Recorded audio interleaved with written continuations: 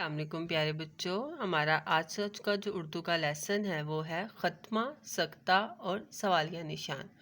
آج ہم جس کے بارے میں پڑھیں گے وہ ہے خطمہ، سکتہ اور سوالیہ نشان۔ یہ کہاں استعمال ہوتے ہیں، کیوں استعمال ہوتے ہیں اور ان کا استعمال کیا ہے، آج ہم اس ویڈیو میں جانیں گے۔ سب سے پہلے آتا ہے خطمہ۔ خطمہ یعنی کہ جسے جو ہم چھوٹی سی، یہ دیکھیں سلیش جو ہے چھوٹی سی ڈیش کے ساتھ ظاہر کرتے ہیں، اس کو انگلش میں جو ہے وہ فل سٹاپ بھی کہتے ہیں۔ اب یہ کہاں استعمال ہوتا ہے، وہ کہتا ہے جملہ مکمل ہونے پر خطمہ یعنی کہ جو چھوٹی سی ڈیش کا نشان لگایا جاتا ہے، اردو میں خطمہ ایک چھوٹی سی لکیر سے ظاہر کرتے ہیں، یعنی کہ جب فقرہ مکمل ہو جائے تو اسے چھوٹی سی لکیر سے ہم لوگ ظاہر کرتے ہیں۔ فرض کریں یہاں پہ ہمارے پاس جو ایک مثال ہے، حضرت محمد صلی اللہ علیہ وسلم عرب کے شہر مکہ میں پیدا ہوئے۔ اب یہ فقرہ مکمل تھا تو اس کے آخر پہ ہم نے کیا لگا دی، چھوٹی سی ڈیش لگا دی۔ اسی طرح آگے ہے آج موسم بہت اچھا ہے، یہ فقرہ بھی مکمل تھا تو اس کے نیچے چھوٹی سی اینڈ پہ جو ہے وہ ڈیش لگا دی۔ یہ کتاب بہت دلچسپ ہے، اسی طرح یہ فقرہ بھی مکمل تھا تو اس کے آخر پہ ہم نے لگا دی۔ اگلا ہمارا ہے سکتہ یعنی کہ وقفہ، جسے ہم انگلش میں کوما بھی کہتے ہیں۔ تو اس میں کیا ہے، سکتہ یعنی کہ ایک چھوٹے سے وقفے کے طور پر استعمال ہوتا ہے۔ یہ علامت تب استعمال ہوتی ہے جب یا دو سے زیادہ الفاظ جو ہیں وہ ایک ساتھ اکٹھے آ جائیں اور ان کو الگ الگ لکھنے کے لیے، ظاہر کرنے کے لیے ہم اسے جو ہے استعمال کرتے ہیں۔ فرض کریں ہمارے پاس یہ ہے چاند، سورج اور ستارے اللہ تعالیٰ کی نعمت ہیں۔ اگر ہم لوگ چاند، سورج، ستارے لکھ دیتے تو ہمیں پتہ نہ چلتا۔ اب چاند، سورج دو ہیں، چاند اور سورج الگ الگ ہیں، اس لیے اس کو کرنے کے لیے ہم نے کیا ہے، اس میں سکتہ لگایا، اور سورج اور اس کے بعد ستارے ایک ہے تو اس کے درمیان کیا لگتا ہے، اور لگتا ہے۔ جیسا کہ میں نے آپ سے پہلے کہا تھا، دو یا دو سے زائد الفاظ کو الگ کرنے کے لیے ہم لوگ کیا لگاتے ہیں، سکتہ۔ اب دیکھیں کہ اس جملے میں چاند اور سورج کے درمیان اگر سکتہ نہ لگایا جاتا تو جملے کا درست مطلب واضح نہ ہوتا۔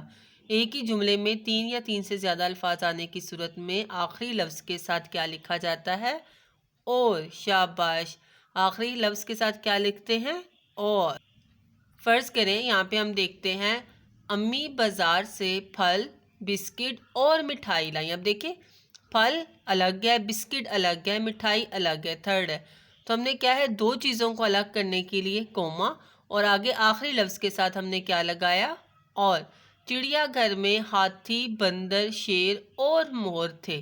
اب ہاتھی الگ، بندر الگ، ان تینوں کو الگ کرنے کے لیے ہم نے کوما کا استعمال یعنی کہ سکتہ کا استعمال کیا، اور آگے مور کے ساتھ ہم نے کیا لگایا۔ اگلا ہمارا ہے سوالیہ نشان۔ اس کی خاص علامت ہوتی ہے جس کو ہم اس طریقے سے لکھتے ہیں، اور انگلش میں اسے کہتے ہیں کوسچن مارک، یعنی کہ سوالیہ نشان جن جملوں میں سوالیہ الفاظ یعنی کہ کیوں، کیا، کہاں، کب، کون کی مدد سے سوال پوچھا جائے، ان جملوں کے آخر میں سوالیہ نشان یعنی کہ جو سوالیہ نشان کی علامت ہے وہ لگائی جاتی ہے۔ جیسے فرض کر لیں ہمارے پاس پہلی اگزامپل ہے، میری کتاب کہاں ہے، تو کیا ہے، کہاں، اس میں سوال پوچھا گیا تو اس کی آخر میں کیا لگے گا، سوالیہ نشان۔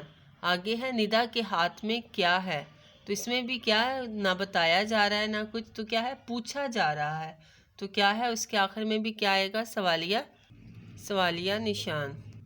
اوکے بیٹے، یہ ہمارا آج کا لیسن تھا۔ امید کرتی ہوں کہ آپ کو جو ہے خطمہ، سکتہ اور سوالیہ نشان کی اچھے سے سمجھ آ گئی ہوگی۔ اس کے بعد آپ نے اسی طرح اپنی نوٹ بک کو ریڈی کرنا ہے۔ سب سے پہلے آپ اس پہ جو ہے وہ ڈیٹ لگائیں گے، 15 نومبر 2024، دہرائی دن ہے ہمارا جمعہ، عنوان ہے ہمارا خطمہ، سکتہ اور سوالیہ نشان۔ سب سے پہلے ہے درست جواب کے گرد دائرہ لگائیں، آپ نے دو جو ہیں وہ MCQ سالو کرنے ہیں۔ اس کے آگے ہے جائزہ، سبق نمبر 4 املا۔